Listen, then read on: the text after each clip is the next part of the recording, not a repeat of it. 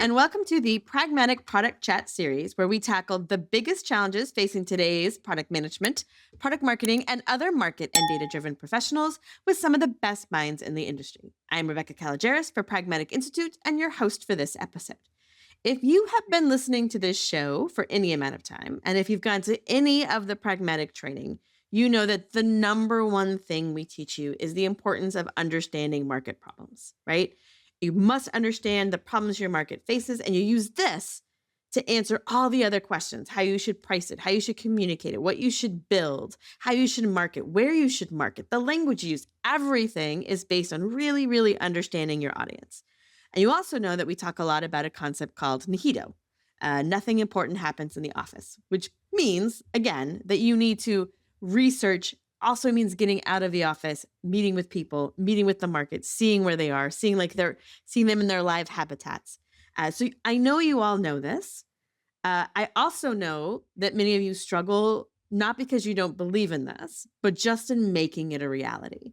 And I know that because you guys tell us this. And I also know it because it's true for me. It's true for all of us, right? We always are like, you get out there, you do some Nihita visits, and it's the most inspiring thing. And then life gets in the way.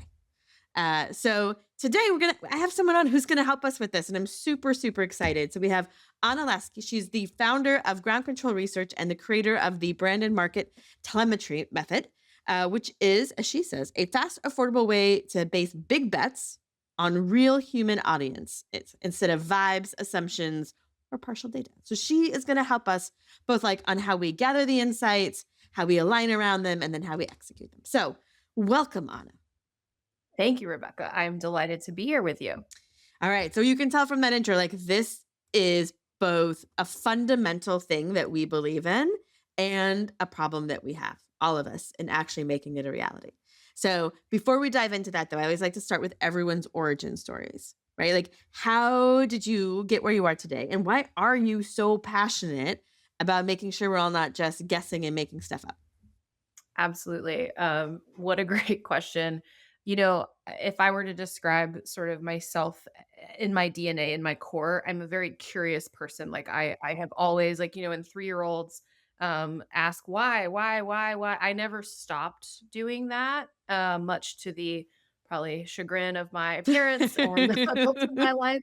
And so for me, ending up in a profession through a long series of events, whatever that I arrived in a profession where curiosity is sort of the requirement, or like my level of curiosity is a huge asset. It seems very natural for me that I've ended up here.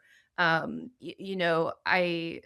went through, high school and college like many people do. Actually, I switched my major 8 times because I was just so curious about all these other majors and all these other things you could do. Hmm. I'm like, the TV show How Stuff Works. I'm like, how does everything work? Like that's so cool.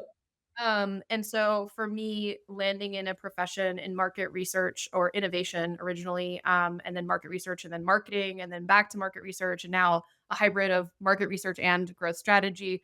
Um, it's all about how do I help clients explore what's possible for them or where they want to go and how to go there in a way that's very powered by curiosity and curiosity driven. So that's sort of my origin I story, if you love will. that.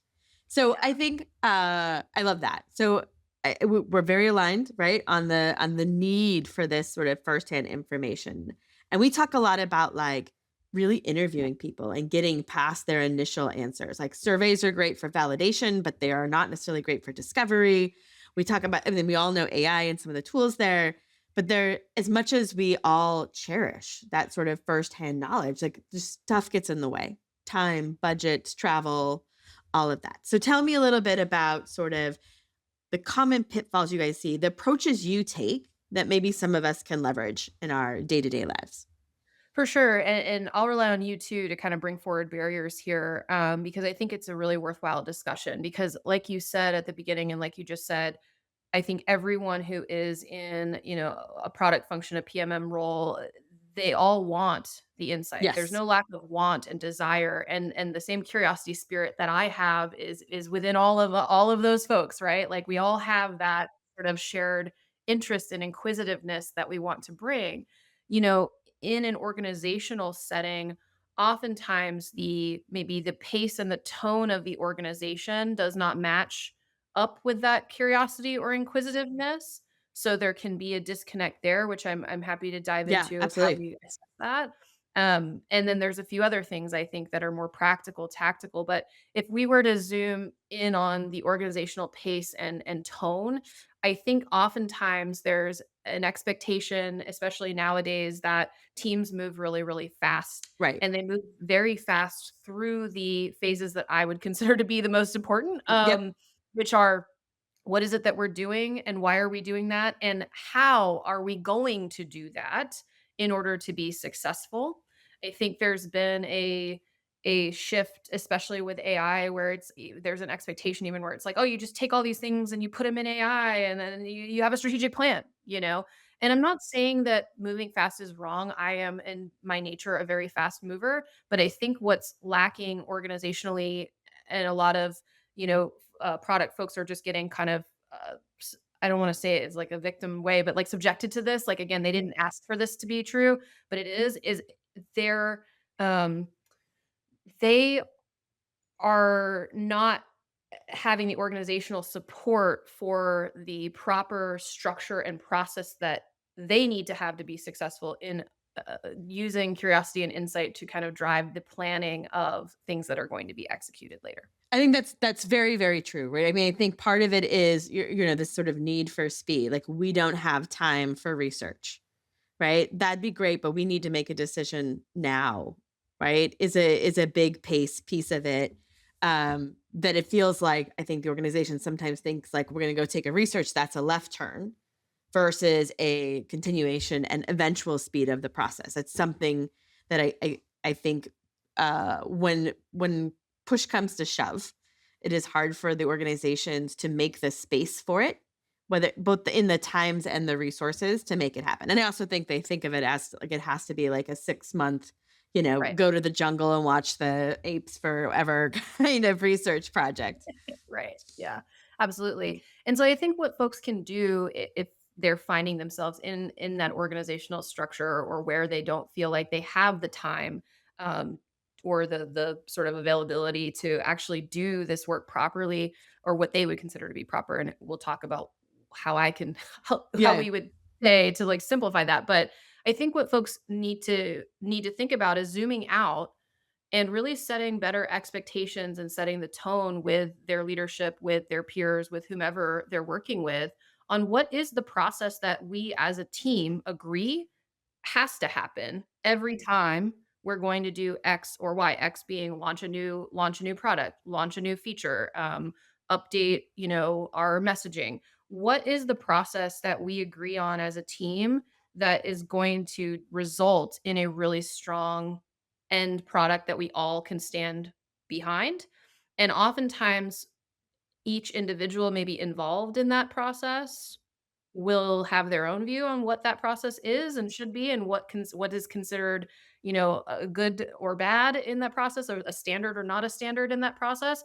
And oftentimes when I get involved with organizations, they're already partway down the path, and the issue that I'm coming in to solve is actually more that they don't have a process for how they are going to solve whatever the problem is before them, and they're just operating, and there's friction, and there's gaps, and there's issues that are coming from that. So, when I come into an organization, I'm looking at how do we set everyone on the same standard for if we're going to launch a new product, what needs to be true for each of us, all of us to sign off on that? And then how much time do we have? Because realistically, like you said, you could make this into an 8-month long, planning exercise, or you could truly do this in 2 days with everyone in the right room and focused on the right solving. Right. Um, so taking the amount of time we have, that then shapes sort of the rigor of what you do in that process. But again, you're standardizing the process. Like the process is going to be the same. The rigor or depth of the process might be different depending on the organizational constraint. No, and I think that's another piece. Like, we always say, in a perfect world, there is no perfect world. And there will never be in any product world like the perfect world. But I can hear what you're talking about too. Is every bit of research we can get is a helpful validation, and that there are ways that you change the level of fidelity and the scope of the project. Talk to me a little bit about that because everyone here is like, "Ooh, how do I do this quickly?" Yeah, for sure. Yeah, exactly. So, you know, I come from the startup world, and one of my favorite bosses slash mentors ever was a CMO back in my career a long time ago. He always said to me, he's like, Anna, you got to be scrappy. Like startup means scrappy, but it doesn't mean like wrong or skipping, again, skipping the exercise. And so I really think that folks need to embody this sort of scrappy ethos. If you're clear on what data or insight you need actually to solve the problem at hand, again, there could be many different problems you're trying to solve or questions you're trying to answer. Then it's a creativity exercise and a curiosity exercise of how quickly and sort of lightweight could I do that and get something that moves me forward, and what is the risk that's created if I spend less time on this, or what risk needs to be mitigated, therefore I need to spend more time on this. So I think it's a mindset. Oftentimes in the moment, because we're in our job and we're like going through the motions, whatever, we often default to just saying, well, like I did this last time with a survey or with 10 interviews. So therefore I'm going to do this again with that same method or that same approach because it worked for me then. There's nothing wrong with that. But I think the more effective way of thinking is to say, for this particular problem, what is the right level of research or insight that I need to gather to just solve just meet the threshold. Don't exceed the threshold of rigor um, in your solutioning. And then looking at your toolkit and your comfort and your skill set as almost like what you have available to fill in the gap, but don't just fill it in with what you did before. Okay, so really base it on the problem you or question you need an answer to, somewhat the amount of risk involved if you don't have the answer, and what's available, time, resources, skill sets to come up with sort of the best plan that feels very agile and responsive, right? And I think also gives us all permission that we need to understand that's the reality we're in, right?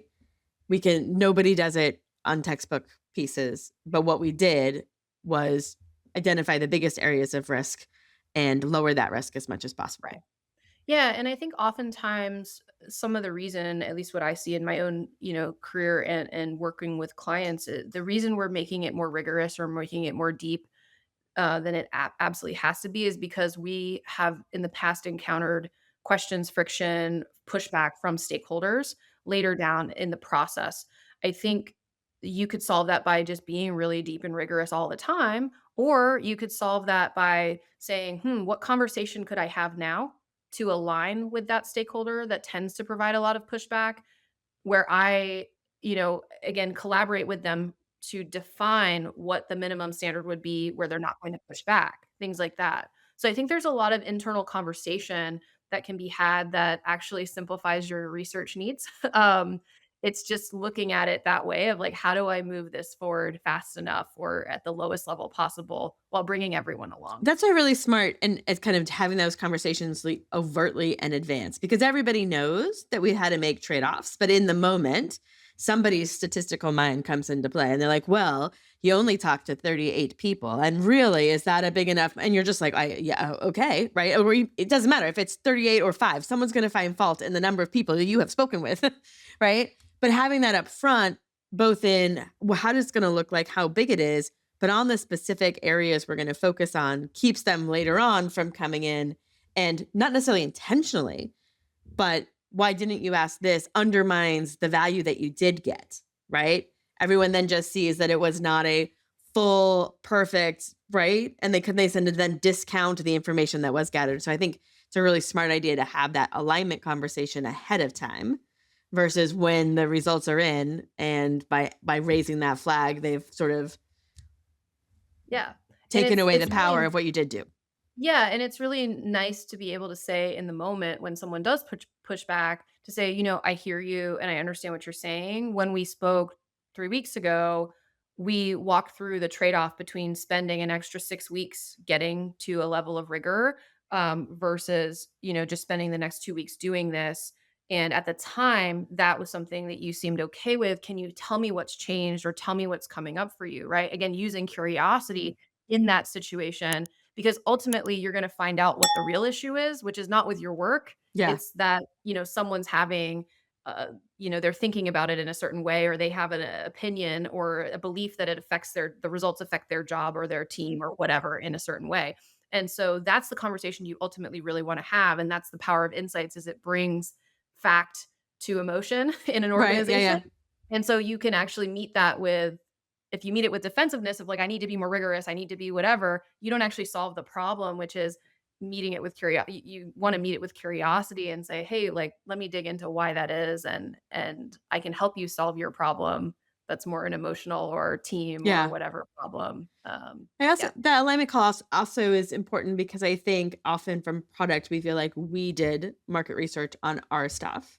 And really the research is for the whole team, right? That needs to do it and needs to understand the path forward for the most part. And again, it brings that wider scope view. So you don't come in with, you know, information on just one perspective. You've already seen where they are going to be curious. And you can hook those things in. I like that a lot. One of the other things that we see a lot of people talk about being customer focused, which is wonderful. But from a product perspective and really from a brand perspective too, like I have those customers and I love them and I would like to keep them. But I'm wanting to get new customers, right? Yes. People who are not Yes. current my customers. And because so many of our clients are B2B, right? There's a real struggle, real and imagined, both, right? On how do I get access to the people who aren't. Like I can talk to my customers all the time. They give me great information, but they just give me one perspective and I need many. And this is something that I'm confident that the clients you work with also, bring up as I don't know how you're going to access the people to talk to. So help us there. Give us hints For sure. there. Yeah, absolutely. I mean, B2B research is definitely a field that has changed for the better for the researcher in the last just few years. Even, I honestly used to sometimes struggle with getting outside the four walls of the organization, outside of current customers with B2B. But now it's really a lot easier. You know, I would say interviews are generally the methodology that you want to pursue with B2B, and there are a lot of services that can help you get interviews with any kind of professional. I mean, I have personally spoken to, CFOs of Global 2000 organizations, which if you want to talk about competing for time and and Yeah. all that, those are really hard audiences to get in front of.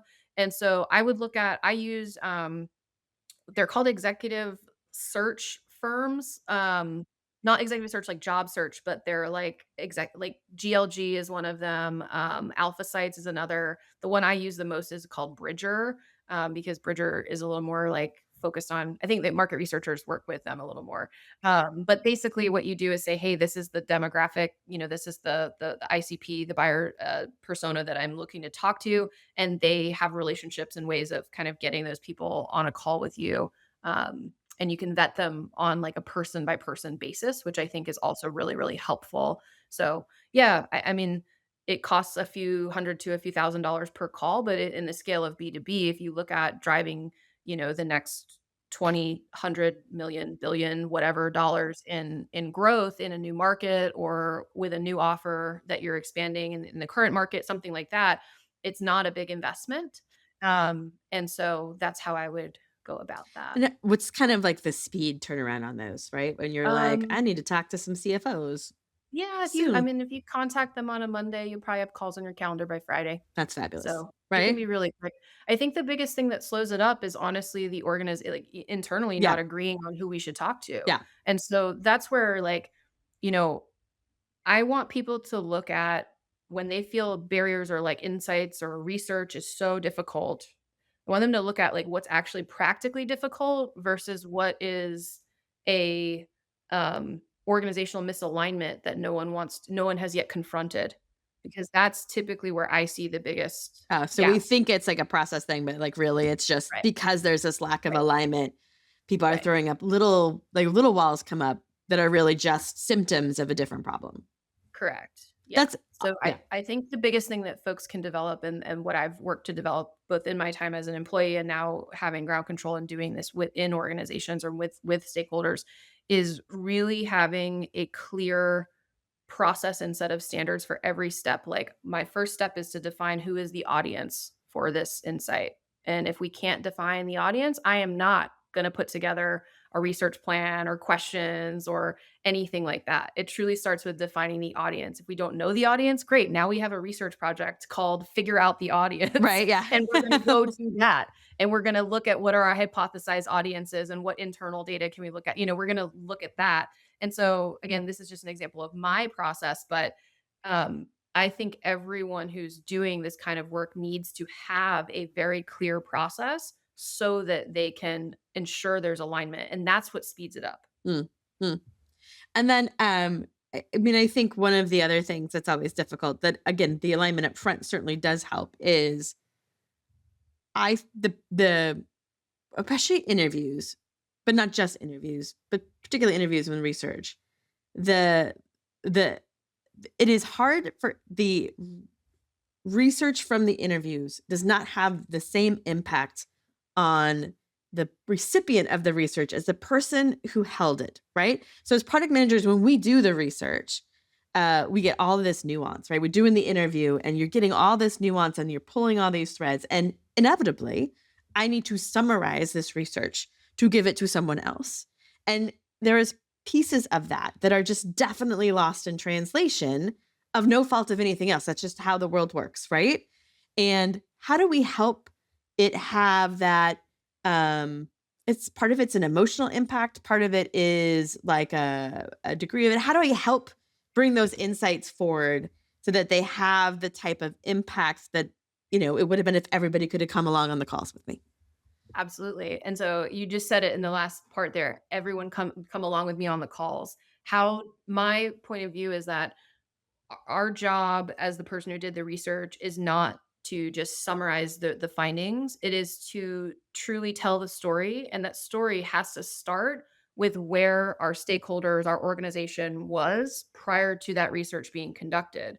What I see a lot of times is because we're in a time pressure, because we're just going through the motions, we don't actually know, really. We haven't done the market research on our own team and our own peers to understand where they are in this journey and where they're starting from. So we don't know exactly where to start our story, and we're not drawing a through line that's connected Present to day for them. the organization, right? And what motivates and matters to everyone else involved.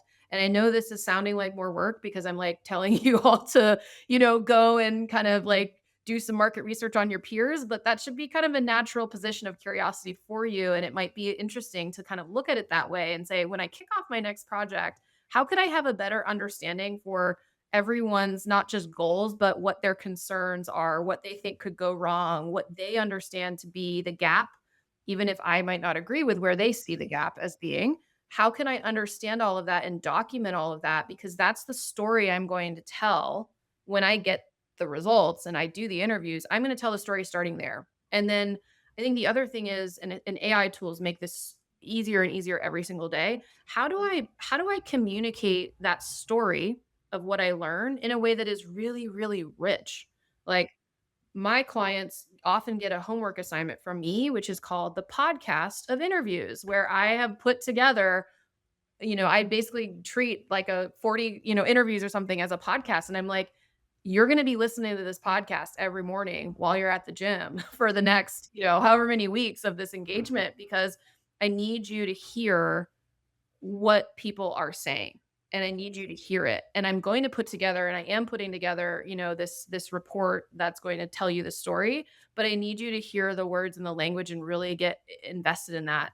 And I don't think that that's necessarily the prescription for every single stakeholder, but I do think it's important to consider what standard of involvement you want to have from your stakeholders and how you can um, kind of bring them all along Mhm. in that way. But it's interesting too, because sometimes when I do market research readouts, I agree with you. Tools have gotten way better here. So I love clips and videos, and Yeah. like I'll put on Mhm. the skip, and then we're just going to listen to this person say the same thing because it'll matter to you. But it's also, you make an interesting point. Certain stakeholders not only need that more, but respond to it more, right? So if I've got marketers in the room, they're like them hearing the language Mhm. is really important and Yeah. very comfortable for them. The developer in the room, maybe less so, right? Like that's not right. But it is interesting to think about how do you do a report that also gives each of those personas internally the ability to get the information they need and in the way that they need. Yeah. That is an interesting piece. Yeah, and I tend to think about how could we as an organization get the most mileage out of the research? How could this particular research be used the most in our organization? And when I think about it that way, I'm not saying or thinking that me producing a report is the mark of success or usage of Yep. the Yep. research, right? The or communicating a report. The best use of the research is to try to figure out for your specific stakeholders, for your specific problem that you're trying to solve, how could I, almost package this again and again and again into things that work within other people's job flow function, the way their brain is structured, all of that, like I love when I do positioning work with clients. So I'll do all these interviews to really understand, a market and an ecosystem and all this stuff. And I'll assign the marketers to listen to some of the podcasts, but oftentimes I'll pull, the best 5 interviews that I think are really the most representative of the situation, um, and I will say to the marketers, "Hey, why don't we do a session where you guys listen to these 5, before, and then we're gonna come together and we're gonna pull out all the language, and I'll start that process with some sort of, get my AI to help me pull some quotes or whatever, but let's make the most out of this. How could we use this as like the seeding of content for the next however many quarters?" And thinking about it that way, or even having a partner, if you're a PM and you have a PMM that you work with, handing off your research to them to do something like that with their team.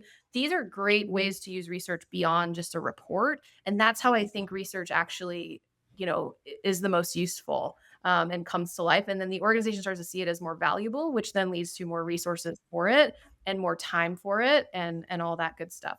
No, again, a great point because only slightly worse than not being able to do the research is dusty research, right? Yeah. Where like you got it and you used it for your decision, but there's so much richness in there that could feed so many things. Like you Right. said, from content calendars to advisory board pieces to like there is so much goodness there, and finding ways to make sure it gets leveraged, I think is really important.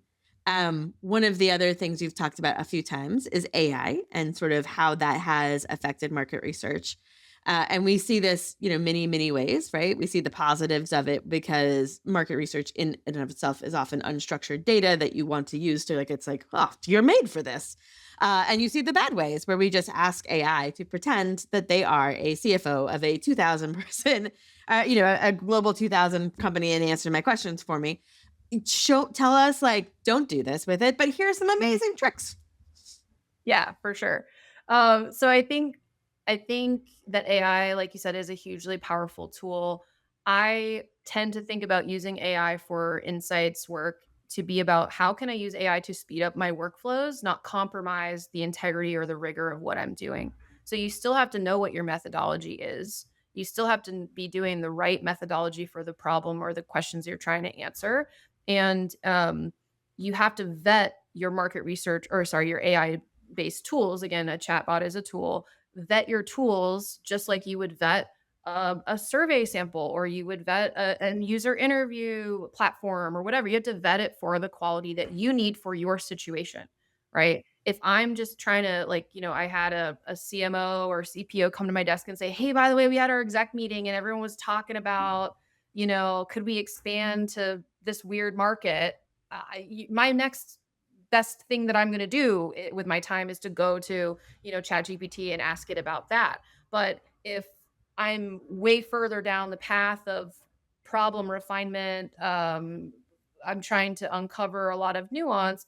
I want to focus on human insight and how do I gather human insight the fastest and interpret human insight the fastest while still maintaining that level of rigor. So, um, that's just how I think about it. Now, when it comes to what AI tools, I think LLMs are great at helping you to, again, take unstructured data like interview responses and then structure that and kind of analyze it and spot patterns. The problem is it does hallucinate a It does. lot. Yes, it does. Um, especially if you don't say something very important, which is use quotes and cite your sources from the transcript for each quote. So that's a that's a prompt that I have memorized because that's what I do every Because time. it will make And up you quotes. You're like, "Where is this yeah, quote?" And they're like, "Oh, yeah. you're right for Like, questioning me." oh, I'm like, "Am I? Are right. It's you?" based on the vibe I got. And I'm like, that's the best quote. I'm putting it in my report, right? And I'm like, wait a minute, that doesn't exist. So doing that, I think, it can be helpful. Um, I think that where businesses, especially ones that are a little bit larger and have first party data, like solid first party data, um, where it's going and where it's gonna kind of go is I think you can use a lot of your first party data to um, build sort of like a AI, like a database. Again, and not in the traditional sense that we've all been accustomed to, but build more of like an LLM based kind of data, like an AI based kind of database of information about your customers, and then be able to kind of query that in a more natural language sort of a format and use that insight and have access to that insight at a deeper level than what we've had before. And then when you have something like that, you're able to maybe speed up the pace at which you can confidently develop more research materials for the future, if that makes sense. Yeah. So you're But almost creating like a digital twin that you yes, can then use. But to your point, this requires an enormous amount of first person data to make it reliable. And it requires consistent flow of new data, right? correct. Which would be the additional research. So it's And it not requires, yeah, that the only data that's in this database-like thing is data that's consistent to a particular target market, which many businesses maybe are not, you know, as focused, right? Yeah. as focused, or they've grown over the years Yeah, and that's they've a had really good point. So your segment thing. has to be big enough, clear Yeah, enough, and also in itself big enough to teach it. Yeah. yeah, yeah, for sure. So, I mean, my thing is like, I don't believe that with AI tools, we're ever gonna get around having to talk to human beings, and I don't think we should. Yeah. I think we should I think humans buy things and humans have needs, and it's our job in business to figure out how to meet those needs and talk about those needs in a way that makes sense to those buyers. And so, for as long as that is the nature of business in this world, that's what we need to focus on doing. And frankly, I've found myself for a while there getting almost like distracted by AI, where I'm trying to, for me, it's experimenting too and just seeing Yeah, what can and absolutely. can't work. But I would say to folks like, make sure your thinking is your thinking. Make sure your method is your method, and then see how you can bring AI into that work. Don't try to use AI to drive your thinking and your approach. And there are a lot of, tools that are sort of like AI native market research tools that are speeding up the process of recruiting people and doing qualitative interviewing and doing qualitative analysis and all that stuff. And so I'm exploring using those and have been using them intermittently on just specific client projects. I think those things are great, but again, a tool is just a tool. How many of us have looked at templated study designs or whatever Oh, in right, an yeah. tool and you're like, "Is this good? I don't know. It doesn't feel right." Like, you still have to know what you're doing and why you're doing it and know how to customize all of that. Right. We remember, PowerPoint has had design templates for decades, and we all know Right. that they're not nearly as good as the work that a designer does for them, right? Yes. Yes. And it just continues the pieces get different, but it still requires the expertise to really bring it to that next level. Okay, this has been amazing. We've talked a lot about a ton of different things. If you were going to have our listeners do two things differently tomorrow based on what we talked about today, what would it be? I would have listeners write down their way of doing insights. Like, what is your process? Because you already have a process. So, do some self reflection and write that down so that you can communicate it, so that you can leverage it, so that you can, if you need to, improve it and reflect on it and say, what could be better about this? So, that's one thing I would definitely do. And then the next thing I would definitely do is look at, for the next insights work that you're trying to do, how could I make this just the right fit? How could I look at my own process, look at the problem that's being solved, get off of autopilot and really critically reason out what is it that I need to know from whom and what is the fastest, best way to achieve just that and not anything more and not anything less. Yeah, and I'm going to add a third one here because I really thought that Please. your discussion about aligning ahead of time with Yes. stakeholders on the research was really, really important. Yeah, so I'm going to echo that one too. Okay, if people wanted to learn more about you, Anna, and your team and your thinking, where should I send them? Where should they find you? Absolutely. Yeah. So if you're wanting to learn how to bring more of this kind of thinking and structure into the way you work, or you're wanting to do some really cool research projects with ground control, we both teach it and we do it. Love You can it. go to ana.bio, ana.bio, and on that site, you'll find all sorts of links to connect with me, connect with my company, the team, and just more info about what we're up to. Awesome. Thank you so much for coming on today. This was amazing. You're welcome. Thank you, Rebecca. All right. That does it today's episode. Thank you everyone for listening. And don't forget to join us next week when we tackle another great topic designed to help you elevate your product, your company, and your career.